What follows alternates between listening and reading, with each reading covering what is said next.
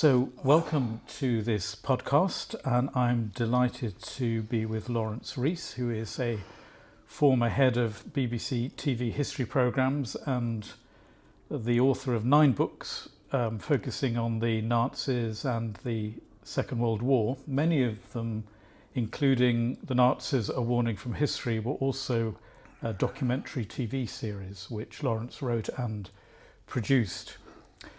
He's the author of The Holocaust, A New History, which was described by the Daily Telegraph as the finest single volume on the Holocaust ever written. And Laurence's latest book, which is called The Nazi Mind, 12 Warnings from History, is just out, and I'm delighted to say it's the reason he's with me today. So welcome, Laurence. Thank you, Mark. Thank you. I love this book, and very keen to get you sat down with me. I felt very engaged as I was reading this book, The Nazi Mind, 12 Warnings from History. As I've just said, you've written extensively about the Nazis throughout your life. So why this one?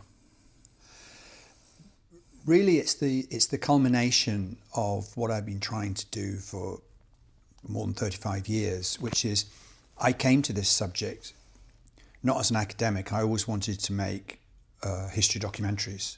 So after Oxford, I managed to get on the BBC training scheme for a researcher, then worked my way up as a researcher, assistant producer, director producer, and started making my own films and my own history films. And then, I guess, around about 35 years ago, I started meeting former Nazis, and that was for a film that I was making, one film I was making in Austria. And I met a former member of the Waffen-SS, and he wasn't at all like I imagined a former member of the Waffen-SS to be. He was engaging, he was charming, he was intelligent, he was erudite. After the war, he'd become a senior executive with the German car company after he'd served several years in Stalin's Gulag.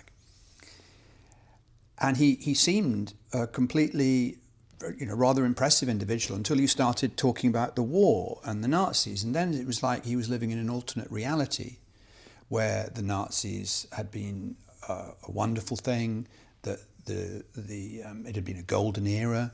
The Jews had been a problem, in quotes, that had to be dealt with, quote, one way or another, unquote. He thought the Nazis deserved praise for saving Europe from the evils of Bolshevism, as he saw it. He thought Churchill had made a terrible mistake not partnering with Nazi Germany, because then we could have both ruled the world. All this stuff coming out. Mm-hmm. And really, ever since then, I've wanted to understand how it's possible that somebody so long after the war could think that way. And in pursuit of that, I met many, many people who served with the Nazis, Nazi believers, people who suffered in the regime and so on, and wrote, as you say, a number of books about it, made a number of television series about it. But I hadn't focused on that essential question that I had all those years ago in any of them. And I really, really wanted to write a book that told the narrative history of the Nazis, but around that central question of trying to understand mentality. Yeah. And for the first time, I went off and interviewed and talked to leading psychologists, academic psychologists and neuroscientists to see what that discipline could offer. And that was wonderful for me. I loved writing, loved doing this, because that really educated me, not just about the history, but about the central question that we all have to ask, which is why we are who we are. Yeah, and I love that about the book, is that you, in the psychology, you get another reference, as it were, coming in to help you understand what you're laying out. So we're made to confront, the psychological chemistry, as it were, of these people, and not only these people, but all of us. Actually, I mean, I just found it. Yes, yes. You'd obviously enjoyed reading the psychology. I felt. I felt it was something that I'd always been interested in, and to actually get some academic grounding in it particularly a man called Robert Sapolsky, who's if not the world's greatest neuroscientist. He's professor of neuroscience at Stanford, then one of the top couple. And he was wonderfully helpful. And I learned so much from him about the structures of the brain and how it impacts on faith and belief and desire, all the kind of big important things. So at the beginning of a conversation like this, it's helpful perhaps just to sort of define terms, because it's a much used word and an increasing one at the moment. But and Nazi can be used as an adjective these days as well as a noun. So can you just help us understand what you are talking about when you talk about Nazi? I obviously mean members of the Nazi Party, but I mean much more widely than that. I mean Nazi supporters, people who consented to the regime, people who went along with the regime, people who felt sympathy for the regime, and so on. So it's kind of like there's a central core, which is the Nazi leadership and the absolute, what you might call the true believers, the old fighters as they called them, people who'd been involved from the very beginning, and the definition of that term being fought at the Beer Hall Putsch in 1923, and then others who kind of joined really because they thought it was in their own interests when they saw which way the wind was blowing, and other people who in the 1930s who hadn't necessarily voted for the Nazis, because don't forget, the Nazis never won a majority of the vote in any free election.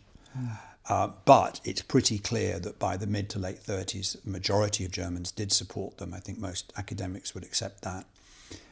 So why were they persuaded? And I include in them the broad term Nazis. So I use it, as I explained in the introduction, really to mean a broad term. And you can tell I'm not an academic because I called it the Nazi mind, and I gave a lecture at the London School of Economics, where I used to be a visiting senior fellow, and I'm very close to that institution, which I admire very much. And someone there asked me, "You don't mean there's only one Nazi mind?" And I said, "No, I don't. I don't believe there is one giant mind that is the Nazis, no." And I'd hoped that my readers would be sufficiently wise to well, understand you say that. in the beginning that you're talking about various different Nazi mentalities. Exactly. I think you make that really clear. And you're talking about the card carriers, but you're also talking about the supporters. And you make it very clear at the beginning that, to understand is not to excuse. Good God, no. Indeed. So can you just tell us then about the shape of the book? You've 12 chapters, each focusing on what? What I've always tried to do, going right back to Nazis Warning from History, which actually I think which I made more than 30 years ago, and in fact I believe is being repeated on BBC4 later this year, which is great. So it's had a life, that series. What I tried to do in that series, and I tried to do in this book, is to create something that has a narrative, because I believe it's very, very important that if you just make a thematic film or write a thematic book, it's often very hard for readers and viewers, I think, to hang on to things. Yeah. So there's a certain tyranny in chronology that's useful because we live our lives chronologically moving forward. And so there's a chronology to each chapter, as you can see, starting with the First World War, ending. Well, one ending is the death of Hitler, the end of the war, and then I write a little bit more about the aftermath beyond that. So I've got 12 chapters which tell that story, and just as I had 6 episodes in the original Nazis Warning History series. But then what I try and do is I have a question that I want to answer that I think reveals a theme as well. So in the first chapter of the book, I talk about conspiracy theories, because I think a really good way of looking at how the Nazis thrived on conspiracy theories is how many of the dearest conspiracy theories, lies of course, that came to the Nazis were formed in the First World War. Later chapters I look at the nature of the killing process and the distancing that they managed to organise for themselves psychologically via the gas chambers. And I tell that around the development of the gas chambers in that period. So each chapter has a chronology, but it also is imposed on it this sense of one individual warning that I think we can take from it. And I mean, when I first got the book and I turned to the contents page, and there are the 12, and if I may, I'll just read them. Spreading conspiracy theories, using them and us, leading as a hero, corrupting youth, conniving with the elite, attacking human rights, exploiting faith, valuing enemies, eliminating resistance, escalating racism, killing at a distance, and stoking fear. Now, a lot of that started to resonate quite close up. I mean, are you feeling that we are needing these warnings now? Yes, absolutely. What I've been very careful to do is not in the book talk specifically about how any of these apply to contemporary events, although I passionately believe they do. Mm-hmm. The reason I don't put that in the book is twofold, really. One, because it's a history book, and I think it would be clunky and kind of inappropriate to do that. But second, more importantly, it's because I don't consider myself qualified to do that in the way in which I considered myself qualified to write that book. So someone might say, well, why don't you call out Trump about this, or why don't you call out Orban, or why don't you call out any number of people? Look what's going on in South Korea, or look what's going on in some countries in South America. So that. Unfortunately, it's almost endless the way in which one can interpret this. So what I wanted to do was to write a template by which people who live in various societies and themselves feel qualified because they're living it, feel able to go exactly as you do, which is, my goodness, that resonates with me, that made me think about this or that. I also, incidentally, think it's much more powerful if the reader thinks that themselves, because they make the link themselves and it hasn't been shoved down their throat. So for all of those reasons, that's how I wanted to approach it. And I found exactly that, actually, is that as you were telling us the historic detail of a particular time in a particular context, your mind is actually working over time, making connections rather than just some slogan, and isn't that like now? Yes, exactly. You're left to do your own homework. Yeah, and I think it's more. I think it's more. It's not just more subtle. It's much more effective, and also it means the book doesn't date, because there's a very wonderful historian who read the book beforehand, who I didn't know personally but admired their work. Then we put his quote on the back, said it's not a book for our time but for all times, which I thought was very sweet and lovely. But if there's one thing one would really want to do, it's that. And of course, by putting in examples of today, it's dated immediately for tomorrow. And I mean, if I can just stray into that area that you say you don't feel terribly qualified to comment on, but do you sense, as you're watching the news and reading the papers, that there is an imminent rise of another Nazi? There'll never be another. You see, this is, and again, one of the reasons, Mark, that I didn't want to say this is because there can never be another Nazi. No, because as I say in the book, the National Socialist German Workers' Party is finished, thank God, and Hitler, his genetic component is gone. And I think one of the lines in the book that I'm most proud of, and it's ridiculous to say that because it's such a simple line, but it's made me think a huge amount, which is simply that we're creatures of a particular time and a particular place. And that I used to think it was possible to say, oh, what would I have done? What would you have done back then? What would I have done? And I now realise that's an absolute question you must never ask, and you mustn't ask it because you wouldn't be you if you were back then. You're shaped so much by the circumstances and culture in which you swim that you can't know what you would have been. No. You would have been something, whatever it was, you would have been different. So there cannot be another Hitler, there cannot be another Nazis. But can there be people who use many of the same ghastly techniques? Can there be situations that resonate with that? Absolutely, absolutely.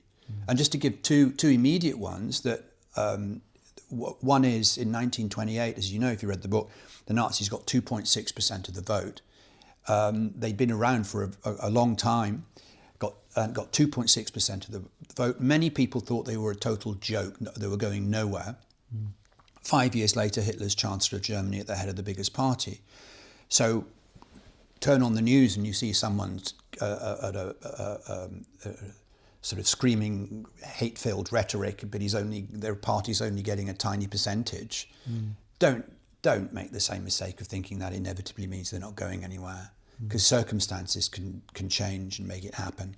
Equally, I remember at the time of the Iraq War, I think it was it Bush or someone was talking about how once you put in a democracy, that's all said. Well, the fact is that in 1932, the Germans in voting for either the communists or the Nazis, a majority of Germans knowingly voted for parties openly committed to overthrowing democracy. Yep. So don't just think that because you've got a democracy, it's safe. No. So for me, as I write at the end, the biggest single overarching thing I've learned in 35 years of meeting hundreds of people who lived through these terrible times is most people do not understand how immensely fragile absolutely everything is, from our bodies to the institutions around us to absolutely everything. It's so incredibly fragile. And I've met so many people whose lives were turned upside down almost in an instant. And that's very much in the air as we speak, in the sense of so many things people of my generation have grown up with thinking are part of a sort of solid scaffolding to our lives, to society. There is this sense of dismantling as we're speaking. But all around us, I mean, it's incredible, and the speed of it. AI is just one other example. We can't even begin to know where all that's going in terms of consequences for culture and people's lives. It's the growth of it is exponential for just one thing. That could be a force for enormous good, or it needn't be a force for good at all. So, but everybody seems to want to live their lives, or not everybody, large numbers of people kind of almost understandably want to live their lives worried about the instant and the moment, and not thinking actually of that level of fragility. Yeah. Now, time is limited and we can't go through the whole book's themes, but the two chapters that leapt out at me and I wanted to spend time with, and I really enjoyed doing that, were valuing enemies and, surprise, surprise, from my point of view, exploiting faith. Could you just briefly lay out what valuing enemies is referring to? It goes back to something extremely important about the human psyche that Professor Sapolsky explained to me, which is that we all have an inbuilt tendency immediately to classify anyone coming at us or any new situation into them and us. And we do that because it's a part of the brain called the amygdala, which is what used to protect us from, we're walking across the savannah 30,000 years ago and there's a rustling in the bush. Immediately we're on high alert. And that's regardless of whether it's just one of our dogs playing in the bush. You know, we all automatically assume, my goodness, that's a threat. What someone like Hitler does is capitalize on that, because there's another part of the brain that comes in and goes, calm down, a much more analytical bit, calm down, don't worry about it. What someone like Hitler does, and I think many dictators do, is to try and dampen down that analytical bit of the brain and to constantly emphasize and exaggerate the threat of themness, the threat of enemies. And that's because by doing so, you hopefully are trying to excite all the time that piece of the brain that's where anger lies, where violence lies, where the roots of violence lie, where all these sorts of primal emotions are kept going. And you see that in the early speeches that Hitler gives in the 20s, that he's speaking to an audience, many of whom were anti-Semitic, but he says, no, it's much worse than you think. You think that, it's so much worse. So he's trying all the time to grow it and grow it. So I don't believe, without enemies, where does he go with that? So enemies are extremely important to Hitler, just as they were to Stalin. Yeah. I mean, Stalin, the enemies of the people, there's a line from Beria, his head of secret police, which is essentially, and I paraphrase, something like, well, enemies of the people can be anyone we decide is an enemy of the people. Mm-hmm. No one's safe. You see, these people massively need enemies. Yeah.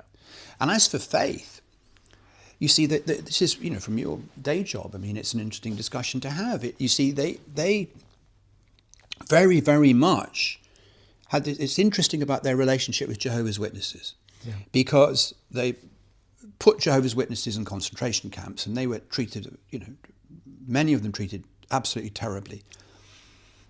But actually, many in the SS, Himmler, Rudolf Höss, Commandant of Auschwitz, admired secretly the Jehovah's Witnesses, because they could have got out of the camps by just saying, okay, we give up our faith, we'll serve in the army, forget it. And so many didn't. Mm. And they're going, well, that's the level of faith that we need in the SS. That's the level of faith in Adolf Hitler that we need. Mm. We need this unquestioning faith. And that was so vital to them. So I've got a kind of an ambivalent feeling about faith, because it seems to me that having faith in somebody or something can potentially be absolutely deadly. Yeah, and it's why people like me bang on in sermons a lot, saying that actually the opposite of faith is certainty, not doubt, because faith has to have that self-scrutinising doubt aspect, whereas what it can slip into is literalisms and dogmatisms and off we go. Do you think, because most people when they think of faith mean an element of certainty, don't they? They feel, I've got faith that you'll look after me, or I've got faith. And so in a way, it's the ultimate sense of certainty. So once one starts trying to say, well, faith actually means you've got to doubt it, how does that work? Well, I think it's a bit like saying, I have faith in my GP, but I'm not going to tell you I understand my GP. So I'm not willing to say, let me lay out all the certain certitudes that I have about X, whether it's God or, a matter of the creed or whatever. It's more about having faith in, a trust in. And that means that you're more open to growth, to changing your mind, to relationships with people who differ from you, because you're not threatened, but you have this sense that actually there is an assurance in faith which allows you to have an open mind. But there are many other religions who don't take this view of faith. Yes. I mean, this is what, and is it a particular?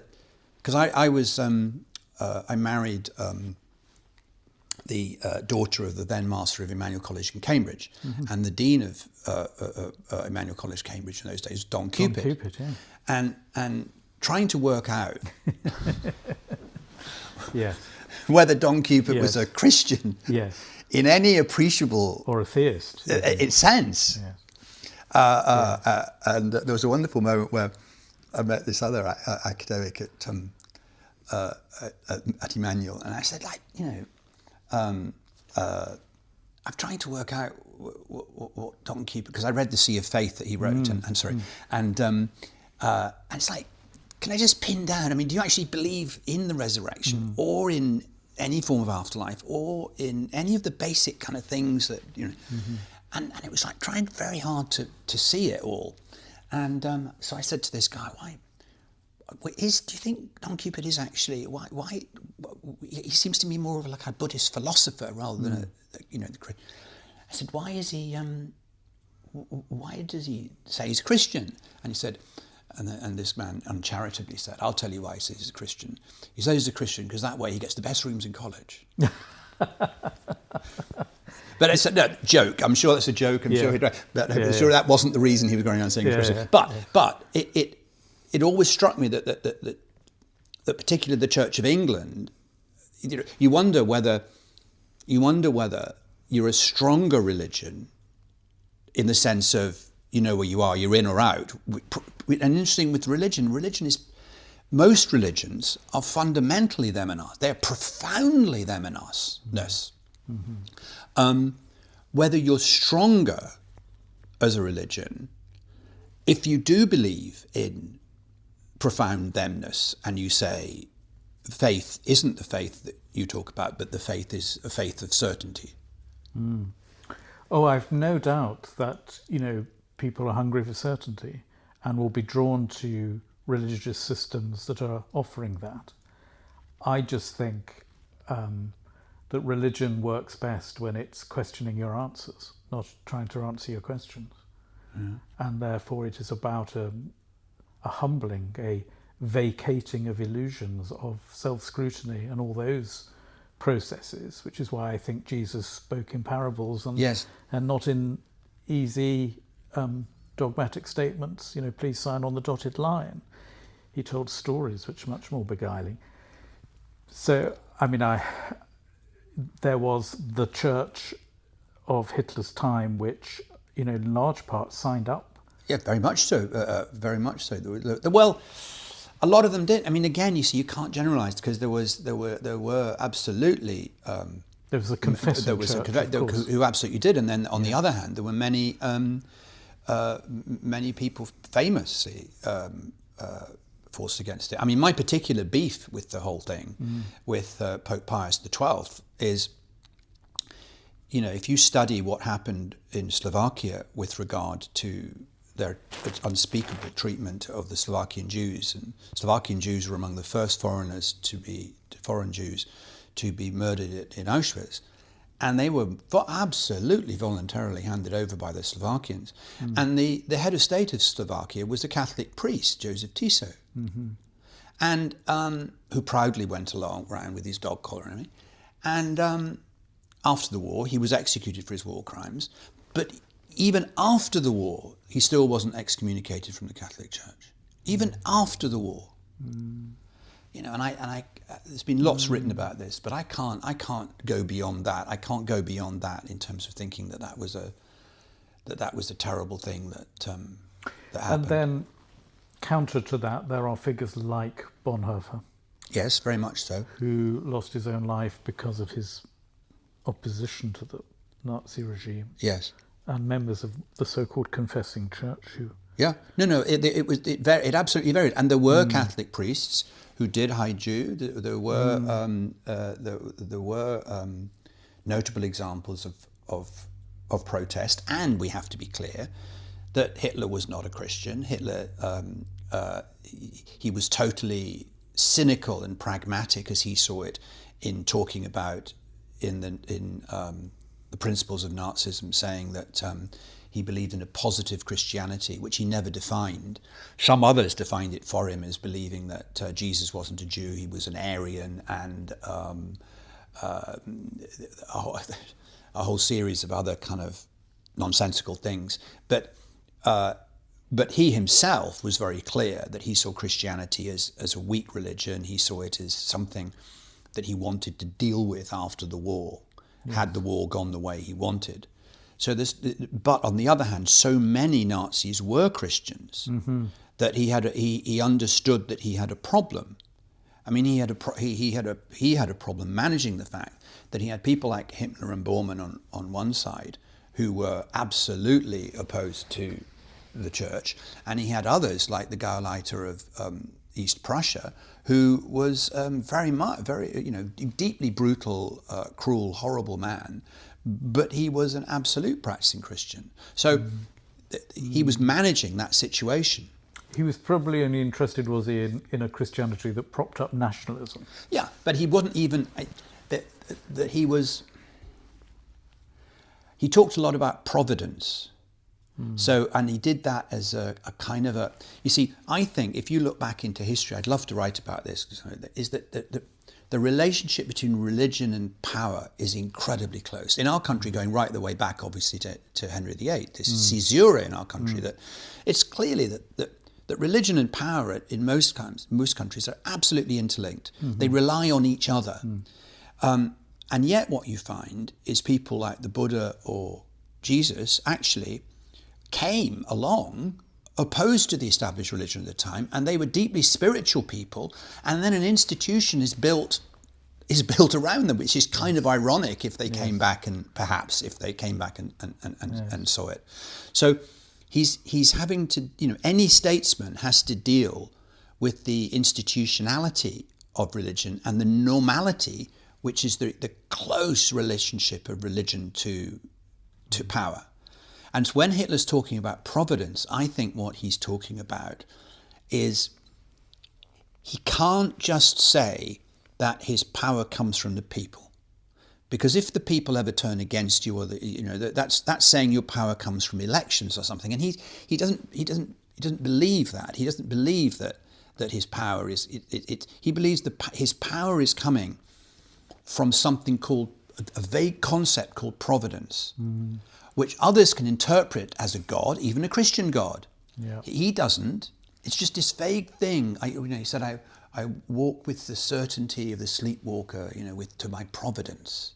What exactly is providence? Well, providence is the supernatural thing that keeps him in power, because I'm here because providence, destiny determines that I should be here. And you can't get rid of that, even if everyone's against me. Yes. There's a French modernist theologian called Loisy who said, Jesus preached the kingdom and the church arrived. Yeah.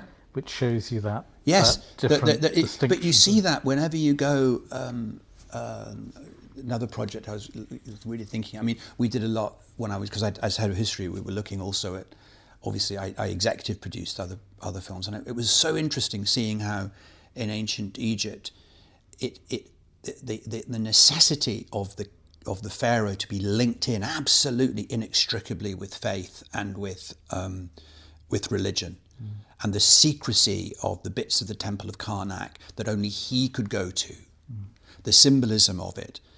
It's clear that those two things are absolutely interlinked. Hence, the monarch here is out of the church. It's yes. I've clear. often thought. The church has spent years talking about sex when really I think it should have been talking about power. Yeah.